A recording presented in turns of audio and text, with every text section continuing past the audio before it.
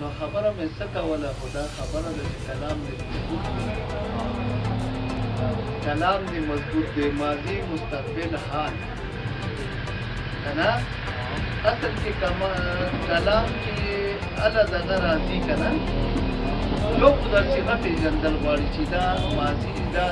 مؤنث دی او مذکر دی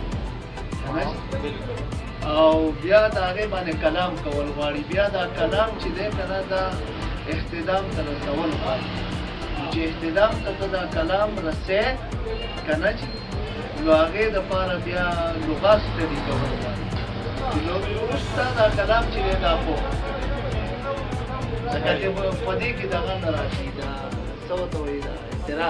اعتراض نه راشي او د شاعر اعتراض السلام علیکم ملګرو نیاز یم او د نیاز افیشل چینل نه تاسو سره مخامخ یم نن د خپل استاد محترم مولانا کلامي صاحب سره ناست یم او په خپل پروګرام کې وتار کړی و مولانا صاحب څنګه ښه خیر دی الله دې ښه در وکړه بس پسرلی دی چې د یو بل تپوس وکړو مهرباني مولانا صاحب تاسو د دغه کلام غوښتنه وکړه چې لاچاره تورسري دغه راته ووایي نو دغه غزل دا د ډېرې زمانې نه ارمان و او نن راځم ما چېره او نیاز صاحب سره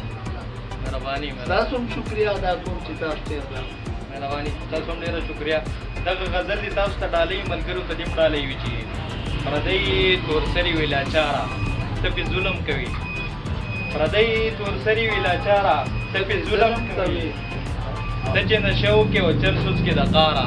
ته پې ظلم کوي مننه پردی تورسري وي لاچاره ته پې ظلم کوي ته چې نشه وکړې او چرسوس کې د قاره ته پې ظلم کوي هغه هم د چا بچی د زړه ټوټه ده چې تا نه ده درکړې هغه هم د چا بچی د زړه ټوټه ده چې تا نه ده درکړې مسلې دې خپلې او چې کور ته راشي غوسه وباسي د یاره ته پې ظلم کوي او د ځوانۍ هغه دوران خو یې تا سره په غمونو باندې تېر کړو د ځوانۍ هغه دوران خو یې تا سره په غمونو باندې تېر کړو اوس ورته وایي خپله لاره نیسه جنکۍ خو دې بې شماره ته پې ظلم کوي او ما نیاز شعرونه به په بعضو خلکو باندې ترخه لګي خو زه به د حق اواز کوم که څوک ګولۍ مې وباسي د ځیګره ته پې ظلم کوي بل دغه غزل دې راته وایم چې کویدن ته مې زده کېږي د غریبۍ د لاسه غږ کولی نه شم او خدایه د واده به څه چل کېږي د غریبۍ د لاسه غږ کولی نه شم خدایه د واده مې به مې مننه خدایه د واده به څه چل کېږي د غریبۍ د لاسه غږ کولی نه شم او هغه د سونې نه یې راته هم د علم غر جوړ کړلو ګرانه شوله زمه د سعودي مسافري به کومه که نه د پیسې او د روپۍ به څه چل کېږي نو د غریبۍ د لاسه غږ کولی نه شم او ټیک ده زما خوښه د رشته به زه ورولېږم خو که د غریبۍ پېغورې راکړو د هغې مستې شانجنۍ به څه چل کېږي د غریبۍ د لاسه غږ کولی نه شم او پېغلې هم په کورونو باندې ناستې دي زړې شولې پېغلې هم په کورونو باندې ناستې دي زړې شولې و د ځوانۍ وخت دی که نه ښه شور او ښې مستۍ ته مې زده کېږي